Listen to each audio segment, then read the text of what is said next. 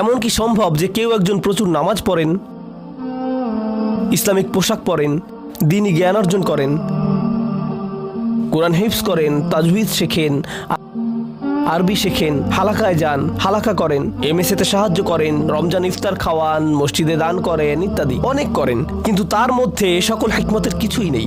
কাউকে বাহির দিক থেকে ধার্মিক মনে হলে ধর্মীয় পোশাক পরলেই মনে করে বসি সে বিশাল হুজুর, অথচ এসব হিকমার কিছুই নেই তার মধ্যে। এখন আমরা অল্প করে ঈসাকে নিয়ে বলবো, কয়েক মিনিট আছে, মাত্র 5 মিনিট।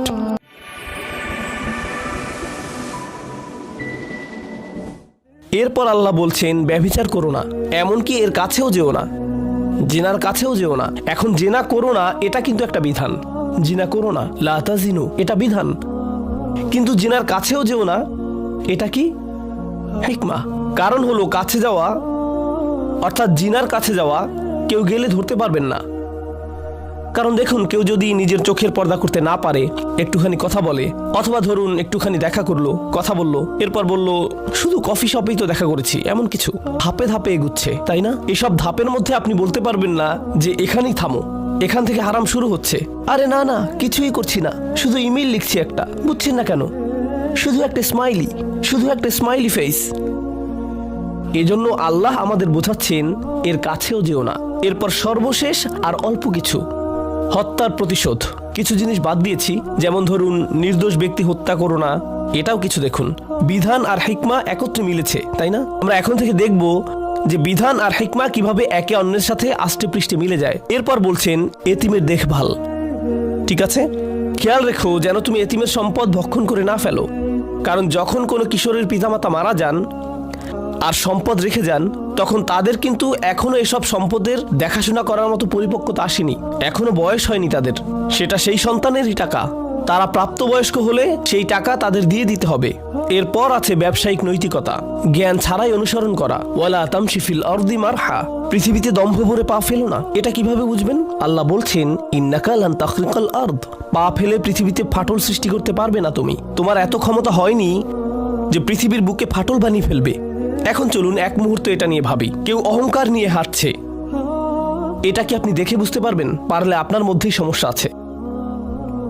আপনি কখনোই বলতে পারবেন না কার মধ্যে অহংকার আছে কি না। শুধুমাত্র কে বলতে পারবে? শুধু আল্লাহ নন, আল্লাহ তো অবশ্যই, হ্যাঁ সে নিজেই। আপনি হেসে হেসে বিনয়ী ভাব নিয়ে হেঁটে যাচ্ছেন, কিন্তু মিথ্যা বিনয়, অথচ মানুষদের দেখাতে যাচ্ছেন যে আপনার মধ্যে কত বিনয়। এটা কি এক প্রকার অহংকার না? হ্যাঁ, এটাই এক ধরনের অহংকার। হ্যাঁ, গরিব ফকির আপনি বলছেন না কথাটা, বরং আপনি তাদের বলছেন আসসালামু আলাইকুম ওয়া রাহমাতুল্লাহ, ভাই কেমন আছেন? আলহামদুলিল্লাহ। কিন্তু আপনার মনের ভেতর আপনি ভাবছেন নোয়াখাইল্লা। এসবই আপনার মাথার ভেতর ঘুরছে।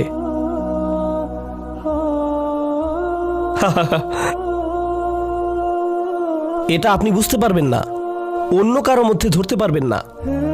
এই আয়াতে বলছে যে আপনি যেভাবে মানুষের সাথে কথা বলবেন, যেভাবে আসবেন, আপনার শারীরিক ভঙ্গি যেমন হবে, যেভাবে মানুষের দিকে তাকাবেন, যেভাবে মানুষ সম্পর্কে ভাববেন, সব নিয়ে বলছে। এখানে বলছে যে পৃথিবীতে হাঁটা মানে যেখানে আপনি যান না কেন, আপনি দোকানে যান কি বাজারে, অনেক মানুষ রেস্টুরেন্টে যায়, মনে হয় যেন ফেরাউন তার প্রাসাদে এসেছে। আমি 90 সেকেন্ড ধরে বসে আছি এখানে, আর আমি আসবই না এখানে, আর আমি আসবই না এখানে। ওয়েটার শুনে বলবে আমি 2 রাকাত শুকরিয়া নামাজ পড়ব।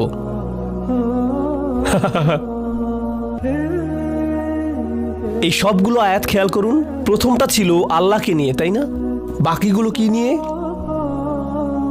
বাকিগুলো পিতামাতা, আত্মীয় স্বজন, মুসাফির, খরচ, কৃপণতা, অপচয়, ভ্রূণ হত্যা না করা, জিনা থেকে দূরে থাকা, হত্যা করা, এতিমের দেখভাল, ব্যবসায়িক নৈতিকতা, জ্ঞান ছাড়া কিছু করা, অহংকার সহ না চলা। এই সবগুলো কিসের সাথে সম্পর্কিত? এগুলো সব মানুষের সাথে সম্পর্কিত।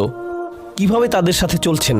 এখানে কিন্তু নামাজের কোনো কথা নেই, রোজা রাখার কোনো কথা নেই, কোনো আচার প্রথার কথা নেই, তাহাজ্জুদ নামাজের কথা নেই, এসব কিছুই নেই এখানে।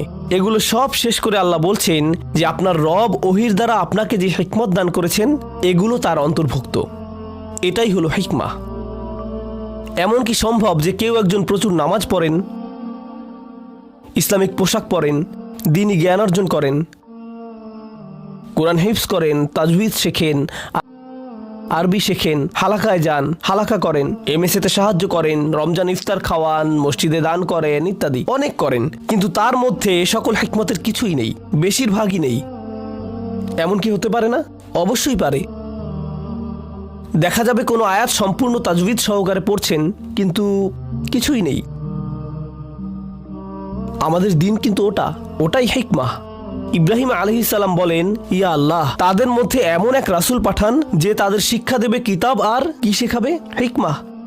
আমাদের সাথে কি হয়েছে? কাউকে বাহির দিক থেকে ধার্মিক মনে হলে ধর্মীয় পোশাক পরলেই মনে করে বসি সে বিশাল হুজুর, অথচ এসব হিকমার কিছুই নেই তার মধ্যে। এসবের কিছুই থাকার দরকার নেই, তাই না? এখন আমরা অল্প করে ঈসাকে নিয়ে বলবো। কয়েক মিনিট আছে, মাত্র 5 মিনিট। আপনাদের এই ধারণাটির ভূমিকা দিচ্ছি এখন, খুব বেশি সময় লাগবে না, 5 মিনিট। এরপর আপনাদের একটা বিরতি দিব ইনশাআল্লাহ।